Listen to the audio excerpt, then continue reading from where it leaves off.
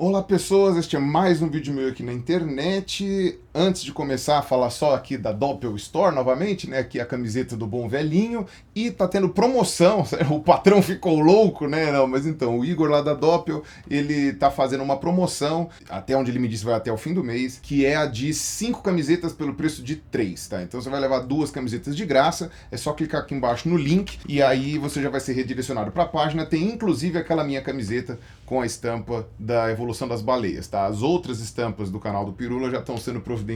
Até o mês que vem eu espero que tenha novidades bem legais para vocês. Bom, vamos falar então sobre uma coisa que apareceu aí essa semana e que, haja visto o tsunami político que está acontecendo aí, pode ser que seja obliterado no meio das notícias e ninguém fique sabendo.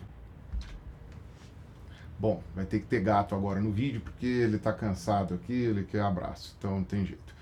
Essa semana o IPCC, né, o painel intergovernamental para a mudança climática, que é um órgão da ONU, né, que avalia, que analisa a mudança climática, ele lançou um sumário para políticos, né, ou seja, o Summary for Politicians, dizendo, né, fazendo um aviso de que se a gente conseguir manter o aumento da temperatura do planeta até 1,5 graus na média até o final do século, ainda dá para a gente minimizar os piores efeitos da mudança climática.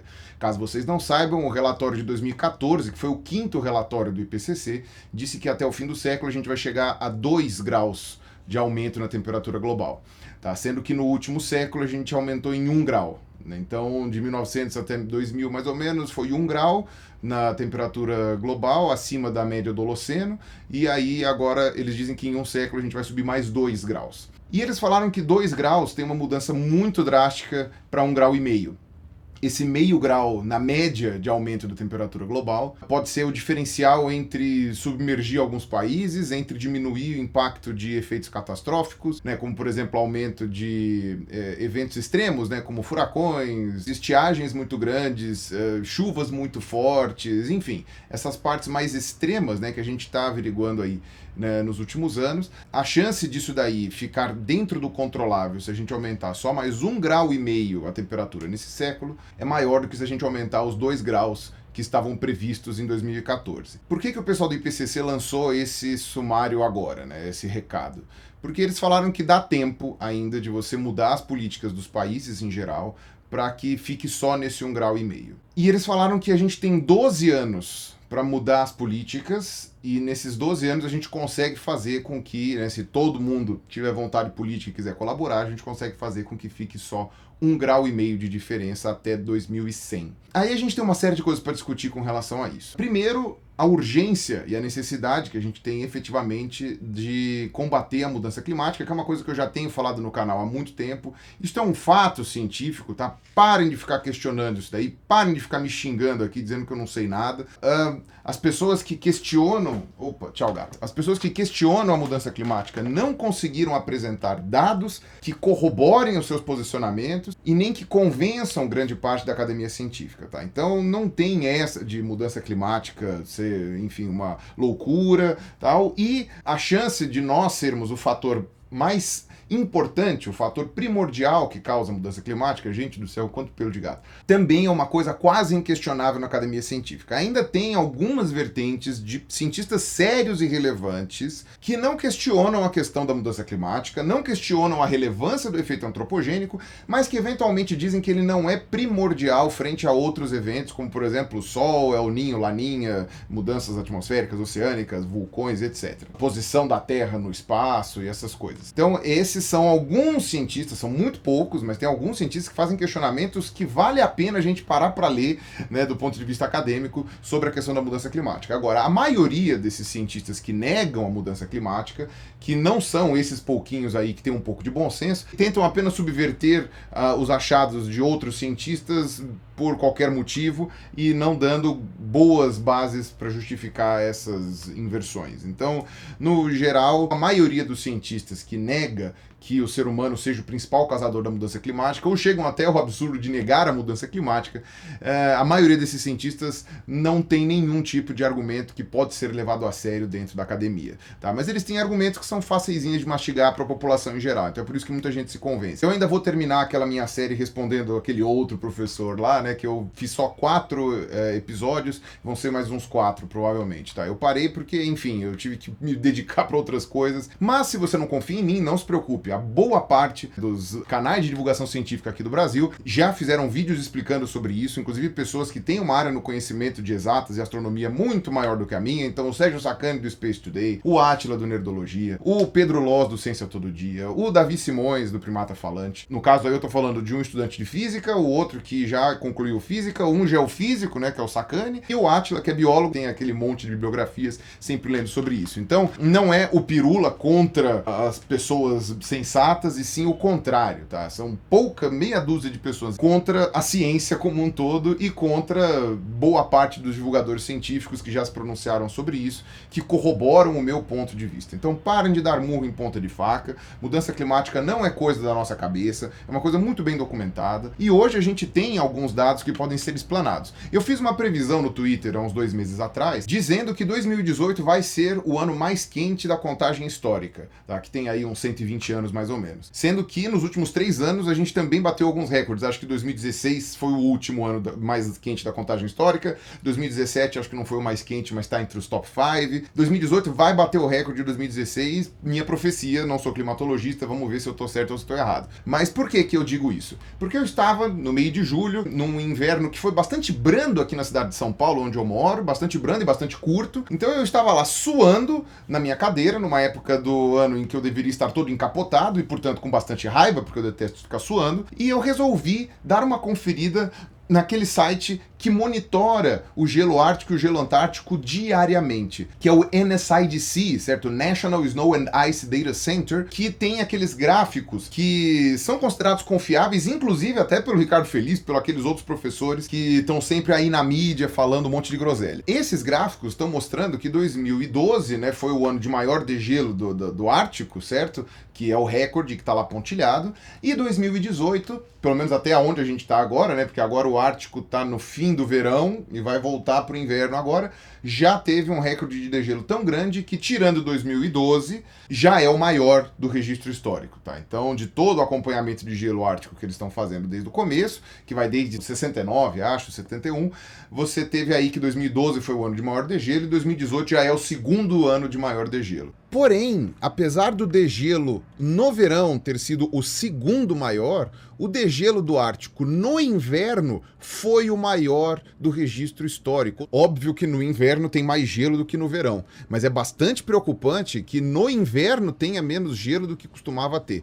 Então, apesar de 2012 ter tido um maior degelo no verão, no Ártico, no inverno, 2018 tá batendo os recordes. Tá? E no que diz respeito à Antártica, é pior ainda, porque do registro que também vai, acho que de 69 até hoje, o 2018 já é o ano de maior degelo da Antártica. O inverno, né, que é o que a gente está tendo agora, é o que está coincidindo ali com o inverno da Antártica, que inclusive teve picos de degelo agora no mês passado, numa época em que devia, na verdade, estar bombando de gelo. Óbvio que, como era inverno, teve mais gelo do que no verão, mas ainda assim teve muito menos gelo do que deveria ter no inverno. Então já é o recorde, pelo menos então a gente pode dizer aí que de degelo no hemisfério sul. Os oceanos estão sofrendo muito, principalmente os corais. Uma pequena variação da temperatura e a acidificação dos oceanos faz com que eles fiquem brancos assim. Então, no fim das contas, a morte dos corais é um indicativo de aquecimento da água dos oceanos. Então, quando você vai ver essas medidas, né, que a gente tem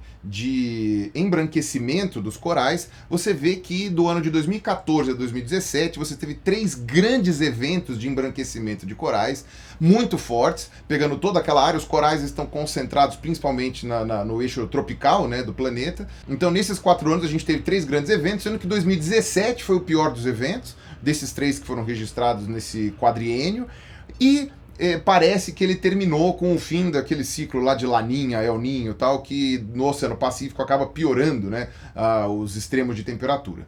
Então, já que o embranquecimento dos corais foi muito severo nesse último quadriênio, a tendência é que ele piore, né, com o aumento da mudança climática. Esses especialistas do IPCC disseram que se por um acaso a gente tomar as medidas necessárias nos próximos 12 anos, a gente consegue evitar que pelo menos 10% dos corais embranqueçam. 10%, tá? A gente está falando de salvar só 10% dos corais do mundo, e esses 10% podem ajudar a recompor a fauna de corais depois, né, se a gente conseguir reverter esse processo. Se chegar nos 2 graus, acabou o coral. E os corais são a área de biodiversidade mais rica dos trópicos, né? Porque, caso vocês não saibam, tem uma questão de poder de diluição de oxigênio na água dependendo da temperatura. Então, quanto mais fria é a água, mais oxigênio ela consegue diluir.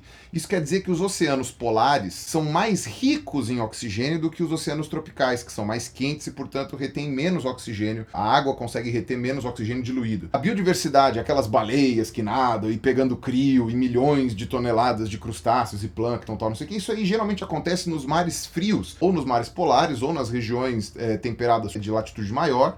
E nas regiões tropicais, você tem aquele solo oceânico de perder de vista que segue por milhares de quilômetros em que você não consegue ver lá muita biodiversidade. Óbvio que tem vida nesses lugares, mas é muito menor do que nas regiões polares. A exceção que você encontra é exatamente nos recifes de corais. Não só porque os recifes de corais geralmente estão numa área menos profunda do oceano, graças à construção exatamente das barreiras de coral, né, dos recifes, e isso não só faz com que penetre mais luz solar, né, ou seja, quanto menor a profundidade, mais sol entra, como também a superfície do oceano que permite as trocas gasosas com a atmosfera, então é uma área naturalmente mais oxigenada. Como também porque os recifes de coral, pela própria cadeia da vida que é gerada, eles acabam concentrando uma maior quantidade de organismos fotossintetizantes, alguns até são capturados pelos próprios corais, formando uma simbiose, né, com os corais, e isso faz com que os índices de oxigênio naquelas regiões do oceano mais quente sejam maiores. Obviamente que eles estão condicionados com a atividade constante dos corais, né, de estarem o tempo todo comendo, e dos plânctons, né, os fitoplânctons pelo menos, né, os plâncton fotossintetizantes estarem sempre produzindo oxigênio. Então, nessas áreas, né, pelo menos dentro dos oceanos tropicais, acabam funcionando como berçários, certo? De vários grupos, vários filos, e acabam sendo uma grande área de alimentação para vários animais que costumam passar seu tempo na zona não coral, né, na zona mais com menos vida, e depois vão para o coral para se alimentar. Então, a perda dos corais é uma coisa bastante relevante. Toda essa mudança na dinâmica dos oceanos da Terra pode impactar, inclusive, o consumo humano. A gente come peixe, a gente come camarão, e a gente pode ter uma mudança muito grande no fluxo de reprodução desses animais, e mesmo nas áreas de ocorrência. Então, não é uma bobagem, tá? Agora, no final das contas, eles estão dizendo essa questão dos 12 anos, e eles soltaram aí esse negócio bombástico, né, que está repercutindo aí na internet. E que, obviamente, graças ao período eleitoral, a gente meio que obliterou aqui no Brasil. Mas o que acontece com esses 12 anos aí? Eu vou deixar aqui embaixo o link para esse Summary for Politicians aí, né, esse resumo para os políticos, e vocês deem uma lida total. Eu não li tudo, tá? Eu li algumas partes para gravar esse vídeo. E eu vi que eles fizeram alguns cálculos lá para chegar nesses 12 anos, mas se você for olhar, é meio que um arredondamento. O fato é que o mundo está esquentando, a gente não está vendo grandes políticas sendo tomadas aí para diminuir as emissões de gás carbônico. Você vê que Estados Unidos não quis assinar o Tratado de Paris, você vê que aí agora, com o Bolsonaro presidente, provavelmente a gente também vai sair do Tratado de Paris, né? O Brasil vai dar uma banana para organizações das Nações Unidas.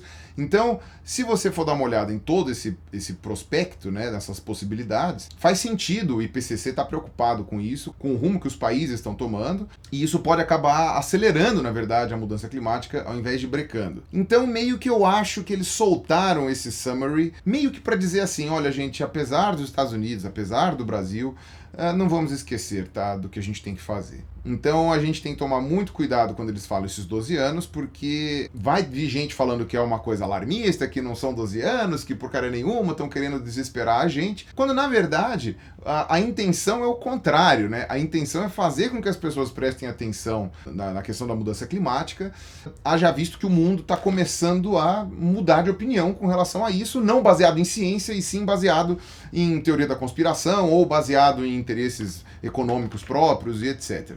Então, ao mesmo tempo que eu tendo a não gostar desse comportamento do IPCC, de ficar jogando esses 12 anos aí, ou essas medidas meio bombásticas, né, que eles já fizeram no passado também, ao mesmo tempo que eu não gosto desse tipo de comportamento, por causa disso, né, porque gera o efeito backfire, né? Eu entendo que esse comportamento tenha sido tomado, mas eu peço então para que vocês reflitam sobre o que significa isso. É óbvio que se a gente conseguir reduzir as emissões de gás carbônico em 20 anos, tá bom também, não precisa ser 12.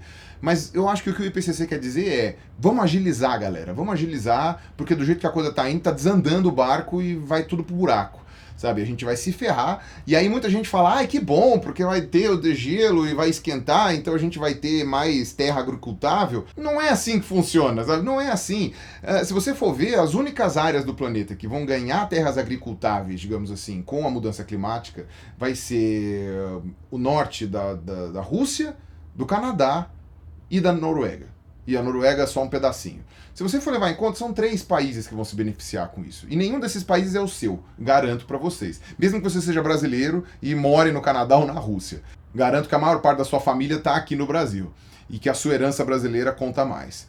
E quando você vai ver os países que estão na zona tropical, que vão ser os mais afetados com a perda de áreas agricultáveis e com os eventos extremos atmosféricos mais intensos, você pode contabilizar aí pelo menos 41 países, entre 41 e 46 países.